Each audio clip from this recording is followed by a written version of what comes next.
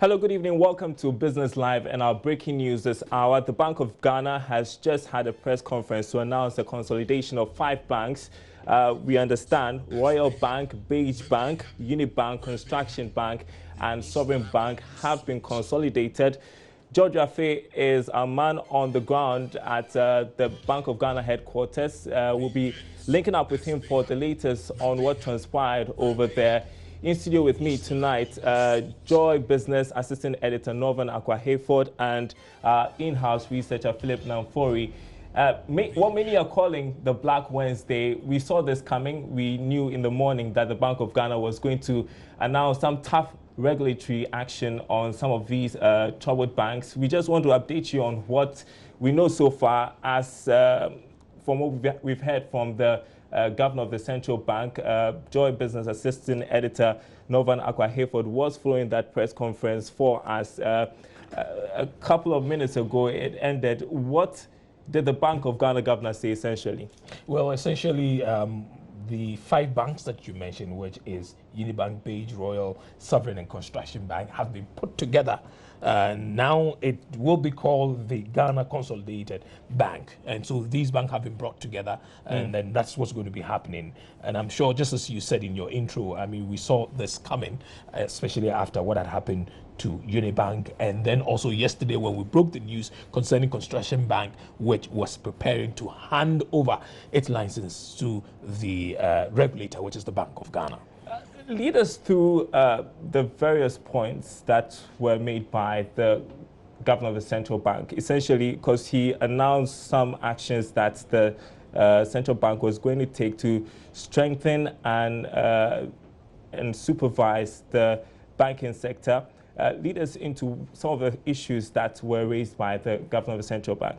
I think that on these 5 banks, today we got to know that Beige, Royal Bank, these 2 banks in particular, got their licenses under some what he called false pretense, or some kind of ways and means that are not according to the regulatory requirements when one has to get a license for a commercial bank.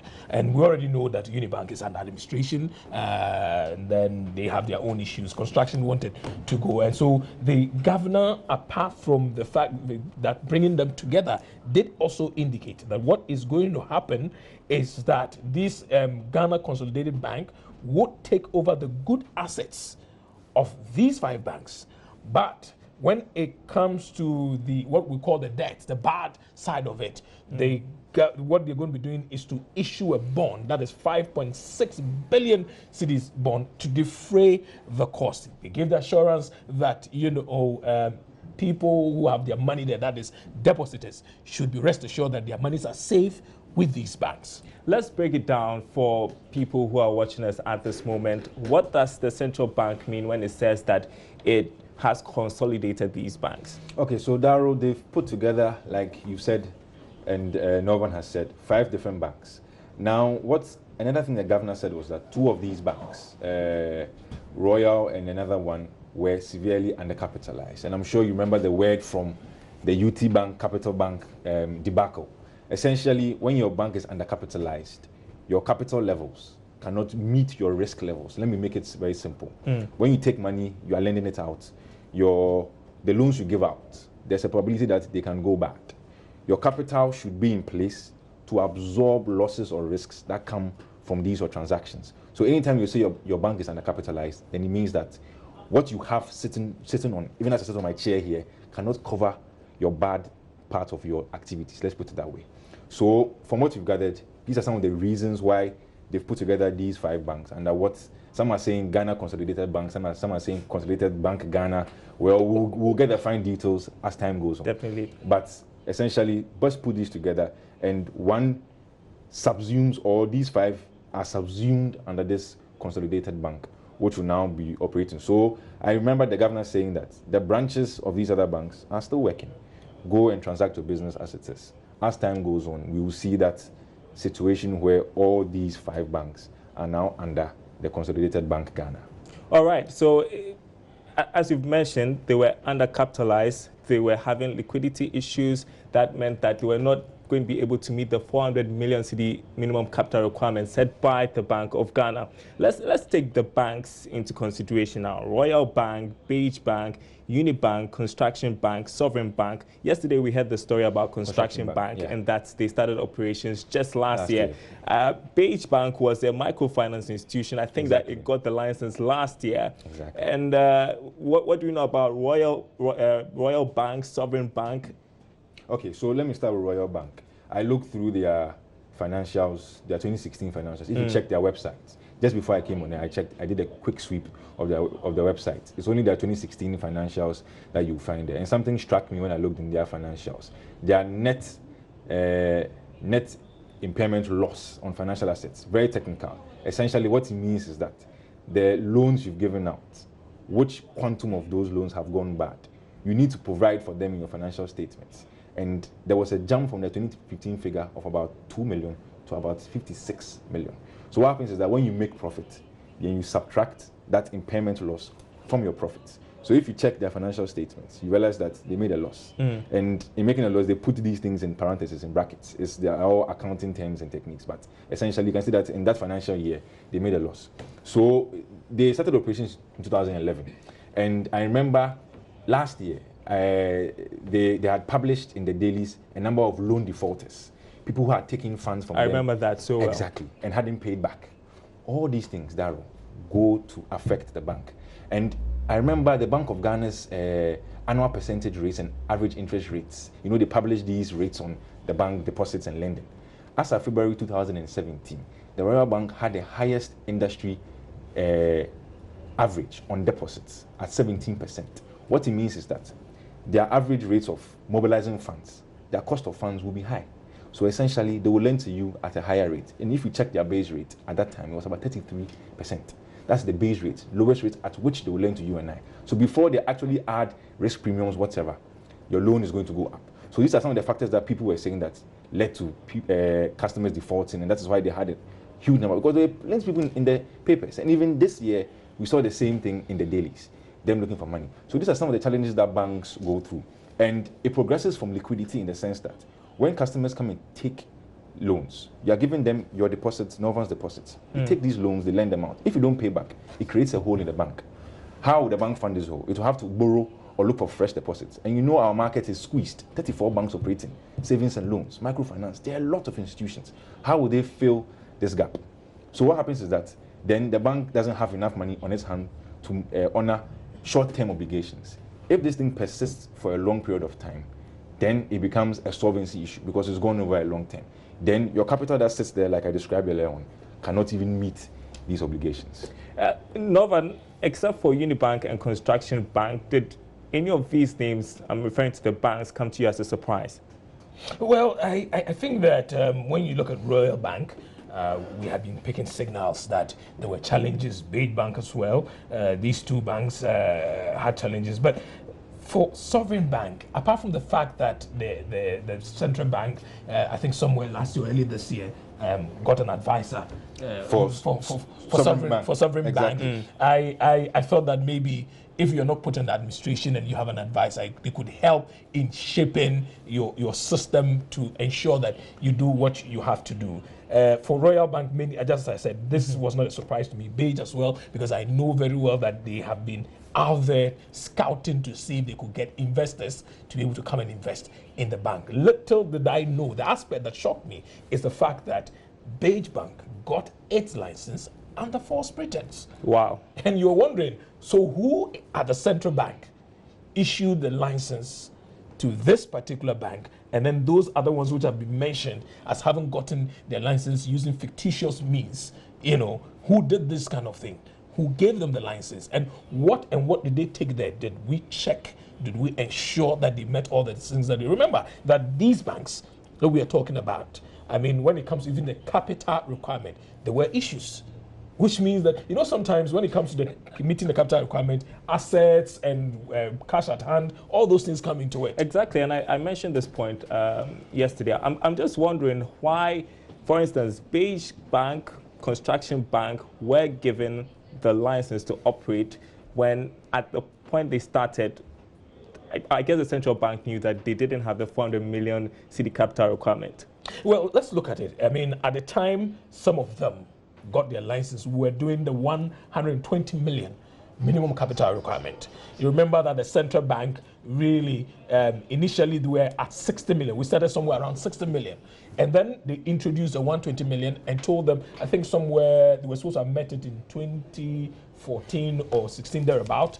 And then all of a sudden we got to jump to the 400 million. So you see that even the 120 million, which they should have all met by now, was a problem. Was a problem. So if you have not been able to meet 120, how will you be able to give the 400 million? And what did you present? Like you're looking at Beige Bank.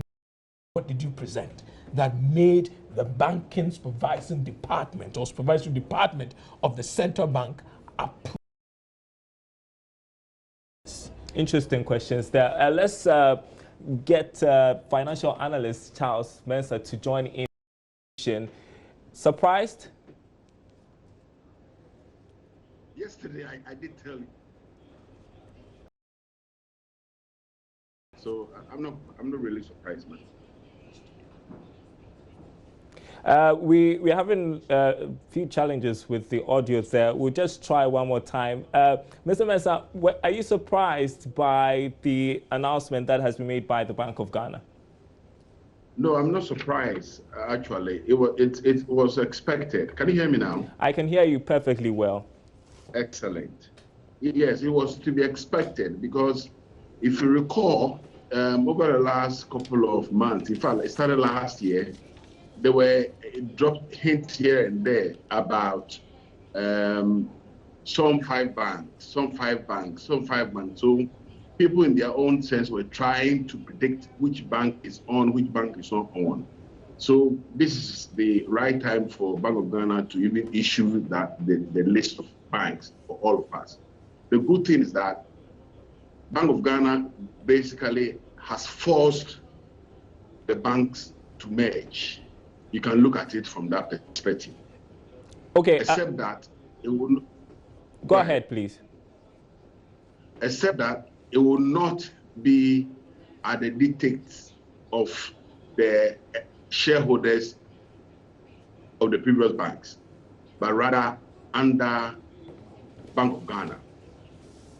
Okay. Now, immediately,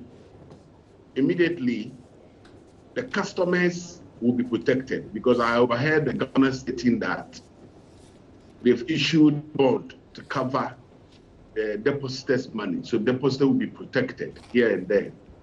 What then would happen is that the new management team headed by, I think, when I saw the write-up, I think Nanado, an experienced banker and chartered accountant, would have to recover immediately all the loans outstanding in the books of some of these banks.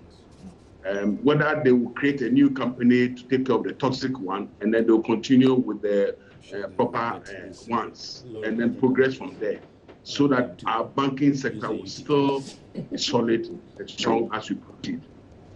Faced with this kind of a challenge, do you think that the central bank made the right decision to consolidate these banks? I think, you see, I've always said that banking, it's kind of like the bedside view of an economy. Because if the banking sector is solid, the economy will equally be solid. Because it is the banking sector that will lend money to agriculture, that will lend money to construction, that will lend money to manufacturing. Now, if in itself is suffering, then the economy will suffer. So the immediate thing you have to do is to make sure that the banking sector or the financial services sector is solid. Once it is solid, then you can begin to see real growth because the foundation is solid. So Bank of Ghana in itself is trying or have attempted in the past to clean things up.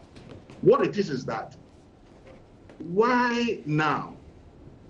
Why is the supervisory division of Bank of Ghana active now? What happened? Why weren't they active in previous years? Were they active? Did they write letters that they were not acted upon? Why now? Because some of the challenges that these banks have, I don't think arose just a couple of months back. It started way back. So maybe it is high time that the report that is usually issued by the supervisory unit within Bank of Ghana, probably from now on, will have to be made public so that everybody will get to know how solid is your bank. So that we don't go after 15 years, after 10 years, to face the same challenge again. All right, Mr. Charles Mensah, we want you to hang in there for us. If you're just joining us, you're watching Business Live. Breaking news tonight, the Bank of Ghana has consolidated 5 banks: Beige Bank, Unibank, Royal Bank, Construction Bank, and Sovereign Bank. We want to bring you right now the address of the central bank governor at that press conference that took place about some 30 minutes ago. Was it an hour? Let's watch excerpts of that press conference. Implementation of IFRS 9 by banks, full implementation of the new minimum capital requirements for banks by the end of the year, strictly enforce fit and proper guidelines for shareholders, directors, and key management personnel of banks and SDIs, as well as other supervised non-bank financial institutions, strengthen the capacity and resources of our supervision department to undertake a comprehensive review and improvement of all supervisory processes and ensure strong enforcement of prudential and conduct regulatory requirements. Strengthen overall financial stability risk assessments and establish adequate measures to promote stability of the financial system. Roll out implementation of the Deposit Insurance Scheme established under the Ghana Deposit Protection Act 2016, that is Act 930, and introduce banking sector cyber and information security guidelines to protect consumers and create a safer environment for online and e-payment products in line with the government's interoperability objective. And finally, improve collaboration with other regulatory bodies to prevent regulatory arbitrage. To conclude, let me assure clients of the 5 banks that their deposits are safe. Clients of these banks can carry out their normal banking transactions at their respective banks, which will now become branches of the Consolidated Bank, Ghana Limited. All staff of the affected banks will become staff of the Consolidated Bank. We do not expect any immediate job losses as a result of this consolidation. Thank you.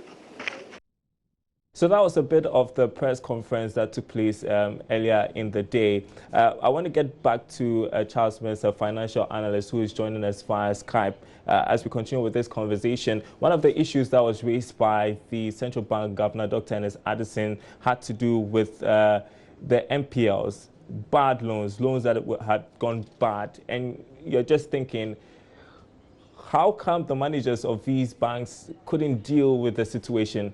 What were the challenges? You know, thank you very much. You know, in time past, and I think I granted an interview way back on it, most of our bankers were learning on the back of asset that you have, i.e. collateral security, instead of learning on the back of your cash flows. And therefore, because if you learn on the back of the cash flows, you would have asked the right questions. You would have taken precautions. You would have asked that probably checks should be written in the joint names of the bank and your good self. You would have asked that you do a direct transfer to the supplier of the goods or upon delivery of the items. So we should encourage bankers to learn on the back of cash flows. Most of the bankers that we've had in the past don't do that. The first thing they ask you when you submit a loan application is that, do you have collateral security? Now, if any banker asks you, do you have collateral security, as an initial point, it's not a banker. Because the collateral security is the last resort, because the bank is not in the business to sell assets or your security. So that question should be the last thing that is asked. So I'm not surprised that they were having a lot of MPLs. But going forward, I think that Bank of Ghana in itself should encourage some training, some capacity building for the credit appraisers for most of our banks, because it is the only way that we can avoid this situation from happening.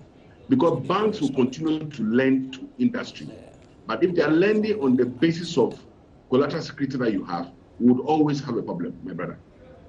Okay, and he also mentioned issues to do with corporate governance. You think there was something in there as well? Yes, in terms of corporate governance, because I noticed that some of the banks, you will see a shareholder being a chairman of the board, as well as a shareholder being an MD.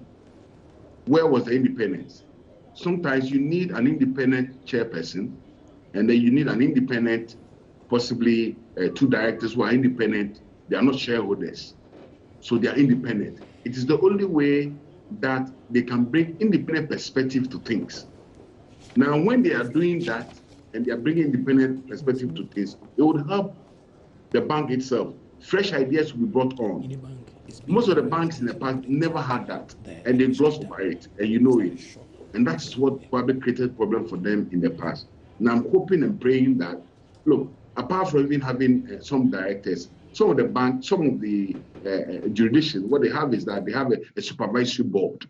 So you may have directors, but you have supervisory board who are independent of the board. So this idea of having shareholders and then as directors and so on and so forth, yes, it is good, but we must look at bringing 2-3 independent persons on the bank board who have no shares in the bank, who have no relation with the bank, so that they can bring ideas to the bank and things can work for the good of this country and for the good of the shareholders. Let's talk about issues to do with undercapitalization. 400 million Ghana cedis, was it a tough measure? Because we saw that some of these local banks even went to the president to ask for an extension. Was it a tough measure? Could the figure have been reduced to sort of cushion some of these local banks? I am not really sure, because some of the banks even transferred monies from income surplus, retained profits in the past to the stated capital, and they met the requirement. Now, $90 million or $100 million, yes, it's a lot if you come to think of it. But you see, there's a bigger picture out there. Most of the bigger transactions that are happening in Ghana these days are all funded from externalities. You have the oil industry. If you take the oil industry, from the upstream down to the downstream, midstream, and so on and so forth, you have local banks playing a small role, because some of the minimum investment that is required is like $30 million. One bank cannot fund it. So you need a syndication of banks to do that $30 million. How much commitment fee are you going to charge? How much interest spread are you going to charge for it to go on? So they were not, and they haven't been part of that serious aspect. The same way cocoa. Anytime government is doing cocoa syndication in the past and current, you notice that it is only the Stanchart, the Barclays Bank, who plays roles. So our banks are losing out, because you cannot lend single obligor. You cannot lend more than 15% of your capital to one, in terms of exposure, to one play. So how much is it's your capital for you to lend 15%? So if you take $100 million now, or $400 million now, and we are looking at 15% of that, then we are looking at 60 million. So at least, you know, your bank can do a ticket of $60 million Ghana alone. So when you're doing a ticket, you get commitment fee, you get arrangement fee, you get interest on top of that. Now, those fees sometimes can bring in more money than even the interest that you will get. So it is a way of bringing all our banks into a complete footing, and then we can progress from there. Okay, I'd like for you to hold on once again while we connect with my colleague Charles Aite, who has been going around some of the banks that were mentioned by the central bank governor. Charles, if you can hear me, where are you right now? What is happening? All right, so I'm currently at the head office of Beige Bank here at East Legon. This is the head office. I've visited some other banks affected, some of the 5 local banks affected so far. I'm currently at Beige, the head office of Beige Bank, and you can see from the faces of workers that they're not surprised. I mean, from one particular worker that I spoke to on the basis of anonymity, he was on his way home, actually. He closed on his way home. And he is saying that, I mean, he's not just surprised about what has happened today. They've been having meetings upon meetings over this possible development. So it doesn't come as a surprise, both to him and his colleagues as well. But the main question now remains their fate, because some of them are even raising concerns about their standing in the bank and, of course, the new Consolidated Bank, Ghana Limited. But beyond that, we've also visited other local banks. We were at Sovereign Bank, where businesses was just going on as normal before the 5 p.m. closure time. Businesses was ongoing there just normal as expected. And just the security guys there also told us that, of course, there's been managers coming in and going out over the past few minutes before the announcement by the central bank was made. So it's clearly a sense of not being surprised, especially on the faces of workers here. But in terms of customers, we haven't had to see much of the customers around. Maybe we could feel the impact tomorrow onwards, where we're going to be having the logos and the branding being changed into a new one altogether. But as it stands now, it's just the pictorial view that you could see and the reading from the face of workers of these affected banks that could give us a clear indication somewhat of whether there is a sense of uncertainty, whether they are not surprised. But with the situation of Beige Bank especially, you could say that workers are just not surprised about this development, Darryl. And I guess that it also has to do with the timing of the announcement. It was at about 4 o'clock where, I mean, banking activities would have ground to a halt. And so most customers would not have been around at the time of the announcement. But tell me if there were any moves to secure the place. I mean, I'm talking about security, because in the past, for instance, when Unibank was put under administration, we saw that they had some security personnel over there. Did you see that at any of the banks you went to? No, we were at Sovereign Bank, first of all, and nothing of that nature. It was just the private security that has been deployed to that area that, on a routine basis ensures security. The same with Beige Bank, where we're currently stationed. And it's not much of an intense security, you could say. It's just a normal working day for them. And as I've stated earlier on, we should be expecting the impact of this announcement to be felt heavily on these affected banks tomorrow onward. But as it stands now, this is ongoing just normally in that regard. All right. Charles Aite, thanks very much, and I agree with you. I guess we are going to really feel the impact of the announcement on customers tomorrow. Let me get back to you, Mr. Charles Mensah. Let's talk about how the Bank of Ghana has handled, I don't know whether to say the crisis in the banking sector so far, the timings for the announcements when they are made. What do you think about how it's handling this crisis, if you like? I think they've been. I must commend the governor and the team. I think they've handled it very smoothly, because up to date, you've never heard anybody from Capital Bank or UT Bank, a customer, a depositor, coming to complain that he went to withdraw the money and they never give it to him or her. So, as far as I'm concerned, nothing happened during those times. In the same way, the last statement by the governor stating clearly and categorically that depositors' money are protected. So it means that if you had deposited money at the bank and you go tomorrow, you would have access to your money anyway. So it means that there's no challenge, there's no problem there. The other side of things would be those who probably may have loans that they are drawing down with the bank. that's where maybe they may not necessarily be allowed to draw down on those loans, because these are loans, and it's a loan that have created a problem for these banks.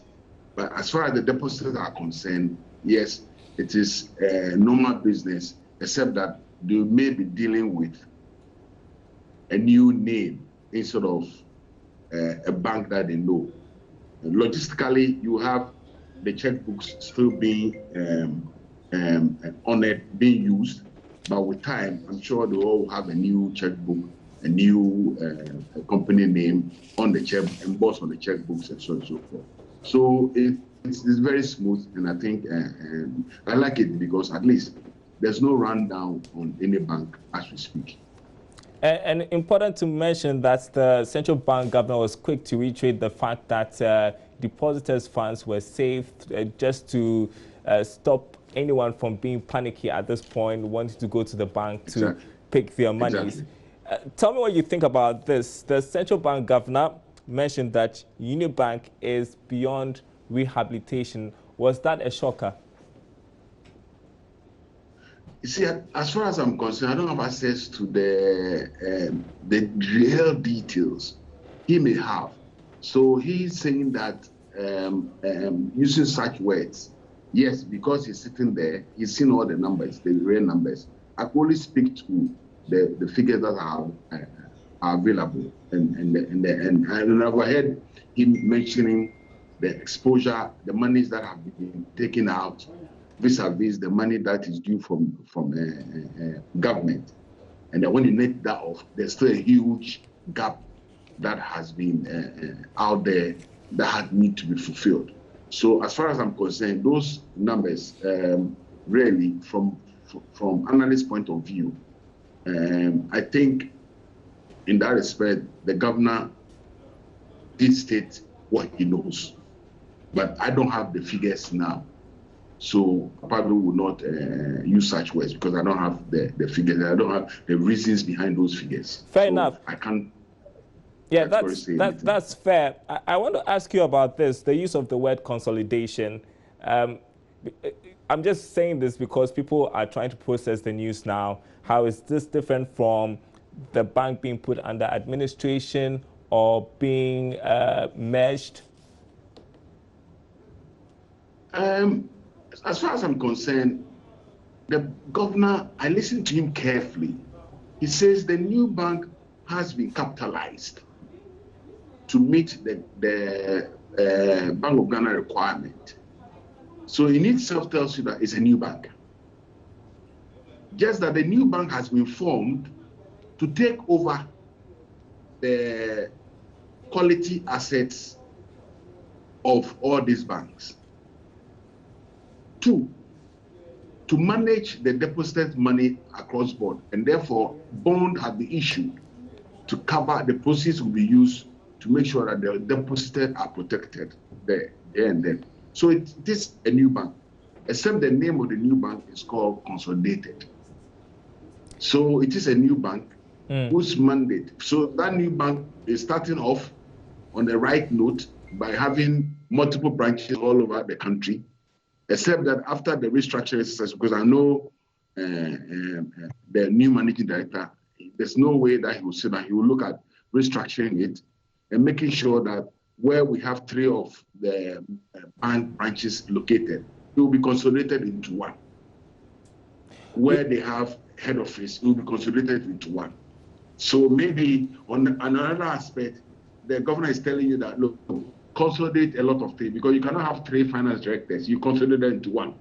So you cannot have 3 directors of audit, you consolidate them into one. Likewise, the board. So in itself is that, look, go and consolidate it and fix the thing, and let's move the country forward. And it would inure to all of us. But my caution is that we have to encourage the supervisory unit of Bank of Ghana to make sure that they will not go to sleep. They will continue to do their work and then publish their work. Even if it's half yearly, they will publish their work. The details can be with Bank of Ghana, but at least there should be some news out there, because after all the banks publish their report on half yearly and then on yearly basis in the papers. So if there is anything about vision which needs the attention of all and sundry, please publish it so that it in itself will act as a caution thing for the bankers to make sure that, look, I'm being watched and the right thing has to be done. Your final thoughts on all of what has taken place, and do you think that we've come to the end of the road? As far as I'm concerned, until the end of the year, where we see the impact of the decisions, I can't say we've come to the end of the road, because we still have some banks out there. We have ADB that is today merging, tomorrow not merging. We have NIB and Co. So, and we have Heritage Bank also out there. So I wouldn't say that we've come to the end of the road. Rather, I think it's early day yet. Let's wait till the end of the year. When the report comes out, everybody will see that the decision that were taken today, these are the results, and Ghanaians will be the judge, and financial services will be the beneficiary, and in the end, my good old friend at the Ghana Revenue Authority will get their taxes also. All right, thanks very much for your time tonight. Financial analyst Charles Mensah sharing his thoughts on breaking news, the Bank of Ghana consolidating 5 banks. Again, if you're just joining us tonight, the 5 banks, Royal Bank, Beige Bank, Unibank, Construction Bank and Sovereign Bank. In a moment, my colleague Sandra Pen will be joining us with what you have been saying on social media. But I'll get back to Norvan. Yes, we'll go back to Norvan and Philip, who have been monitoring what Charles Mensah has been saying. Supervision seems that is something that needs to be addressed, really. Yeah, it does. If you remember, there was this debate about Bank of Ghana staff which were complicit in some of these debacles that we see. And if you trace, if you are reading, let me just give you this. So I'm just reading something small from the reasons why Construction Bank has been added to this list of banks. And then it says, let me summarize it for you. They went in contravention of the Banks and Specialized Deposit-Taking Institutions Act. There's a part that says your paid up capital, I beg your pardon, should not include borrowed funds. Here you have Construction Bank, and from this press release saying that they took loans from NIB and Unibank to fund a portion of their paid up capital of 120 million at the time they were starting their operations. Clearly, how was it that at that time no one had an inkling of how this could have passed through the system and come out as capital that was supposed to be unimpaired, untainted, and fresh and clean? How is it possible that you are going in contravention of an act that says don't do this and you're doing it? How is it possible? These are some of the issues that people raise. And I know at one of the monetary policy press conferences, the governor made mention of the fact that yes, EOCO, that's the Economic and Organized Crimes Office, has taken over the investigation. And you know, some time ago there were names coming up and directors being called, and I don't know where we've reached with that. But I think with regards to the whole concept of supervision, we should see some of these, if found culpable, being brought to the full extent of the law.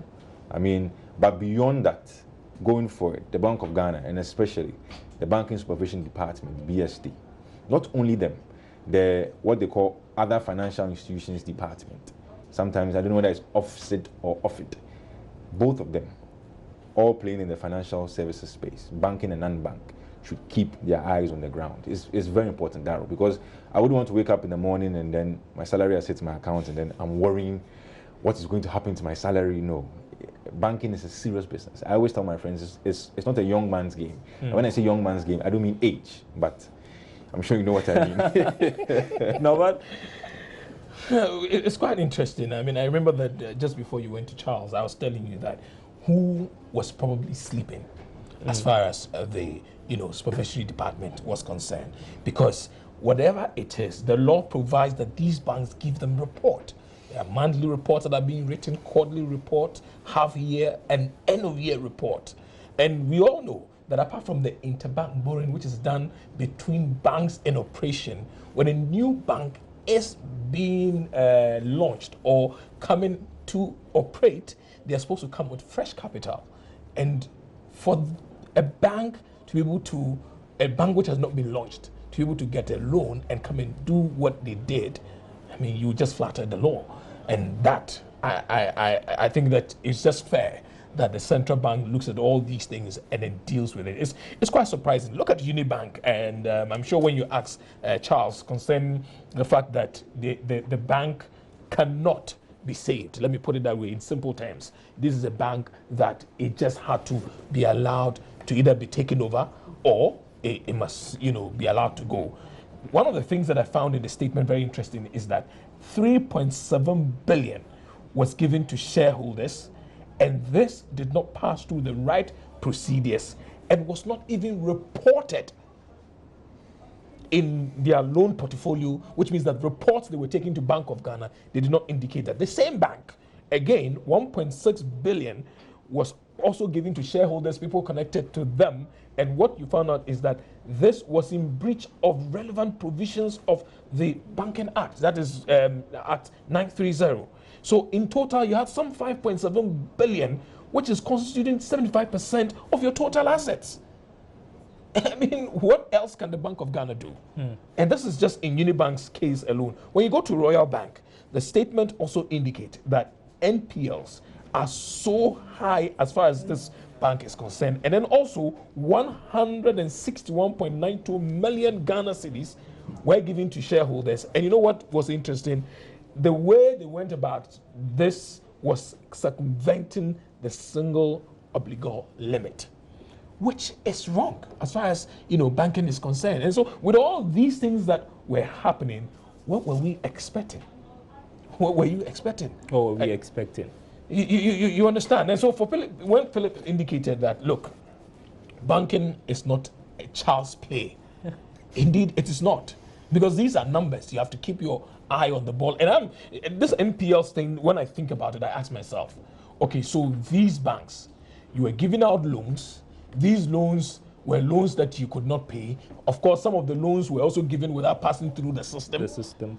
And so when you check, I'm sure when you look at the loan portfolios, you'll be amazed to see that huge amounts of money do not pass through the system. And it goes into people's hands, and they are unable to account for these, which is not right. All right, so you're watching an extended version of Business Live. Just in case you missed that press conference, I want to bring that back to you. The governor of the Bank of Ghana announcing the consolidation of 5 banks.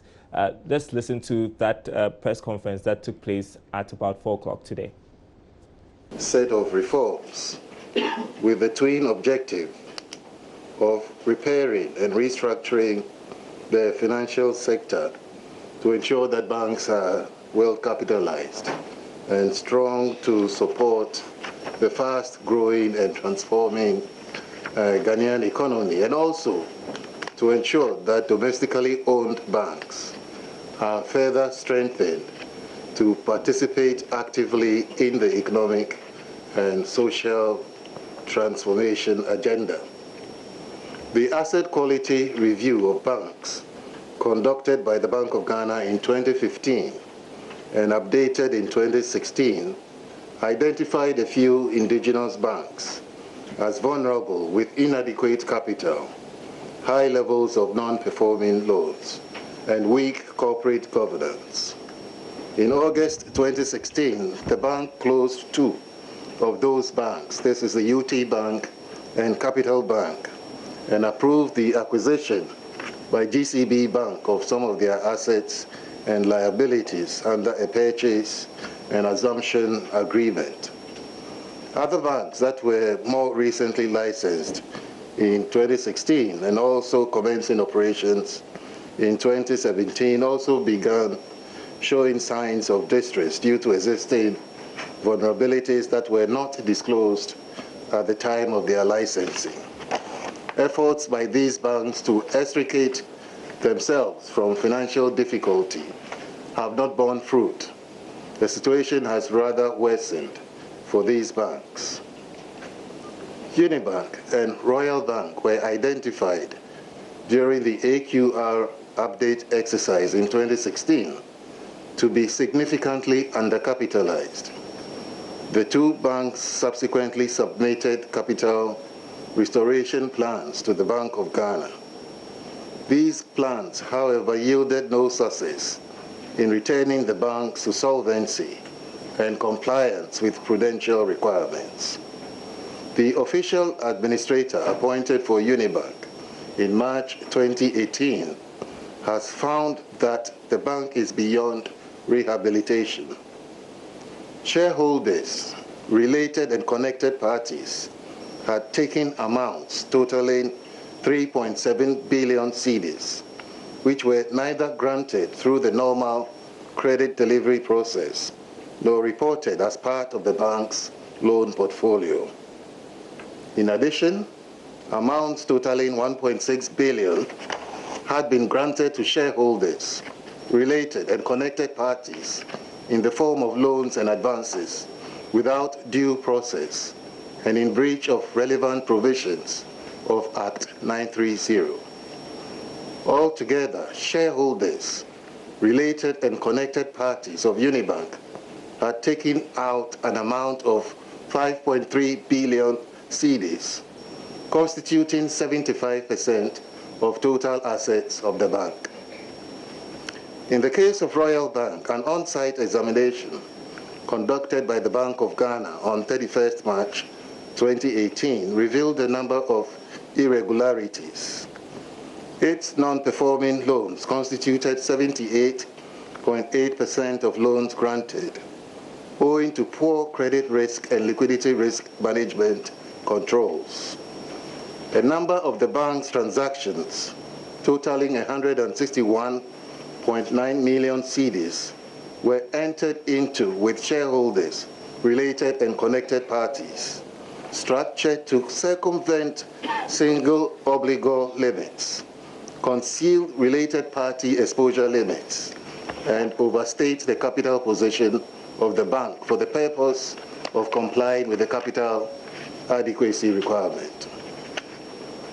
In the case of Sovereign Bank Limited, as part of Bank of Ghana's investigations into the failure of Capital Bank Limited, currently in receivership, it emerged that Sovereign Bank's license was obtained by false pretenses through the use of suspicious and non-existent capital.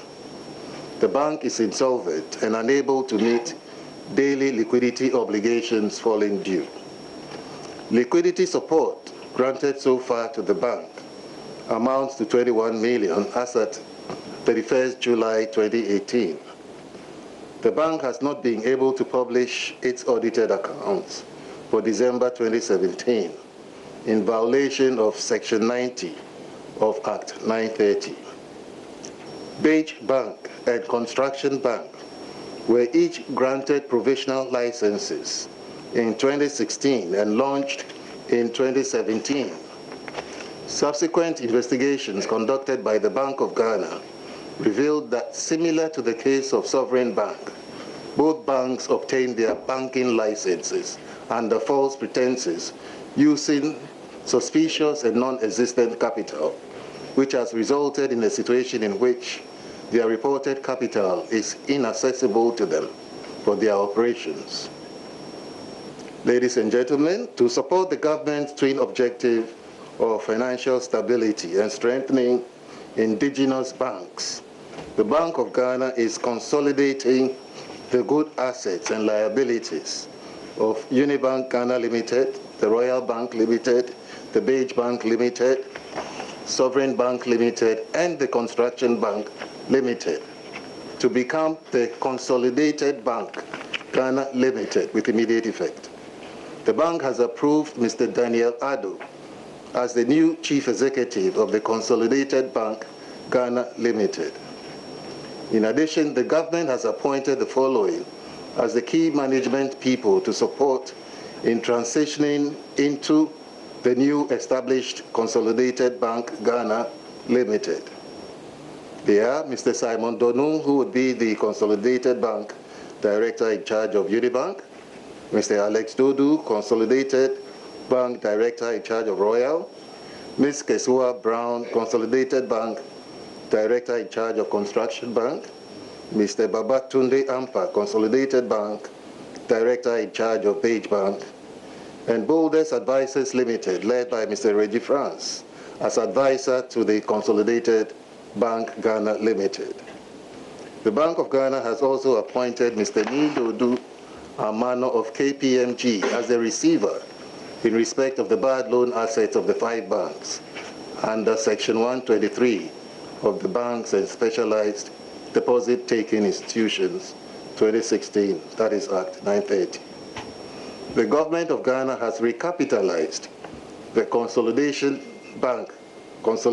Bank Ghana Limited to take on the selected good assets and all liabilities of these 5 banks. The government has also issued a bond of 5.76 billion cedis to cover the gap between the liabilities and good assets assumed by the Consolidated Bank. The Consolidated Bank Ghana Limited is expected to play a strategic role in the transformational agenda of the government. This provision is part of a fund set up by the government to help address all the legacy problems in the financial sector. Going forward, the Bank of Ghana will continue to strengthen its regulatory and supervisory framework and promote confidence in the financial system through the introduction of the Basel Regulatory Capital Requirements Directives, review of guidelines, directives, and regulations to the industry in line with the new Banks and Specialized Deposit-Taking Institutions Act, that is the Act 930, rollout of the Basel II and III supervisory framework, and ensure. Governor of the Central Bank, Dr. Ernest Addison, addressing the press earlier in the day. Let's gauge public reaction, what you guys have been saying on social media. I want to cross over to my colleague, Sandra Afenu, who has been monitoring your comments on social media. Yes, Daryl, we've been asking, we've been asking what you think of the announcement by the Bank of Ghana, and Christian Wilson said, cool, no panic. Then when you go down to Faith Jones, let's take Faith Jones first. Let's go down a little and see what Faith is saying. So basically, well, interesting that he says that, you know, there's no need to panic at all. Yeah, and people are asking whether their monies are safe. I'm sure the Bank of Ghana boss has addressed that. But Philip, what do you think? I think you are very right. If you even read the press release, the governor says there's no need to panic. Continue your banking transactions with all your branches, with all your banks that you have. So okay. No need for panic. All right, so let's go to Faith. They said, good move from BOG, local banks in Ghana must merge to be able to compete with international banks or those on the international market. Let's go down and see what others have also been saying. So basically the news is about the consolidation of the 5 banks, and we want to know what you think. And said, this is a bit political, so let's go up and see what others are also saying. And we'll try and get you those comments. Sure. I think that we're having a few issues with our system over there. Wow. I mean, let's reiterate the point that was made by the governor of the central bank, that there's no need to panic if you are a customer of any of the banks that have been consolidated at this point. Yeah, it's business as usual. You don't have to be worried as a customer of any of these banks or the 5 banks that we are talking about today, who have been put together to become the Consolidated Bank Ghana Limited. It's business as usual. You can go in, transact your business, but as the days go by, you would see what happened when UT Bank and Capital Bank were also put under receivership and then handed over to GCB Bank. So, I mean, it's all customers need to remain calm. You can use your checkbooks that you have. You can withdraw. You can do all the bank transfers that you need to do until finally when we see various, what do you call it, signposts and things being changed. Maybe the old checkbook that you have, when you have exhausted it, what will happen is that the bank will then move on and give you a new checkbook which will have the name of this new bank. Sandy, you've got some more comments? Yeah, this is from Kakra Courage Edu, and he said, it's going to get worse. Change has come indeed. Ghanaians should keep just quiet and this one. enjoy or endure the change. Can't wait for 2020 period. And then Adams Yakubu said, I hope and pray that this measure will not bring redundancy Ghana's banking sector. Is there any hope at all? And then Noah God knows said, Beige was doing well. Oh, why? Why the measure? I mean, Philip, we're talking about redundancy. When issues like this happen, workers are the people who suffer most. What do you think? Yes. At the initial stages, there will be no layoffs. There will be nothing. They will gauge and see which numbers they can retain. Because I always say this, banks, businesses are in to make profit. So if they see you're going to affect their bottom line in the long run, they will ask you to take a step back. And sometimes there are severance packages and all that to make sure that you are comfortable on your jump out of the ship. But initially, we shouldn't see any layoffs. But as time goes on, I think it might be in order. I just hope that it doesn't add up to the unemployment rate that we have in the country. We hope so too. But just we need to be rounding up. But just a quick information for you about who this new MD of the Consolidated Bank is. The former Deputy Managing Director of United Bank for Africa, Daniel Wilson Addo, was appointed Managing Director of UBA Tanzania. Mr. Addo was a pioneering staff of UBA Ghana, assumed the new role after 7 years of dedicated service to the bank. Daniel Addo was the first Ghanaian to assume the position of MD or CEO within the UBA group. He's a chartered accountant with 17 years post-qualification experience, a former member of the Technical and Research Committee of the Institute of Chartered Accountants. He has served as member of the Institute's Task Force on Convergence to International Financial Reporting Standards. He holds an MBA in Finance from the Manchester Business School, UK. That's quite some profile there. So he's going to be the man heading this new bank, what some are calling the Ghana Consolidated Bank. Unfortunately, we have to wrap up, but there's plenty more to talk about in the coming hours. You want to stay tuned to JoyNews for that. I want to thank Joy Business Assistant Editor Norvan Akwa-Hayford and our in-house researcher Philip Namfori, of course, my colleague in the business, Sandra Fenu, for bringing us social media updates. We'll have more when we come your way with JoyNews Prime. Do stay with us.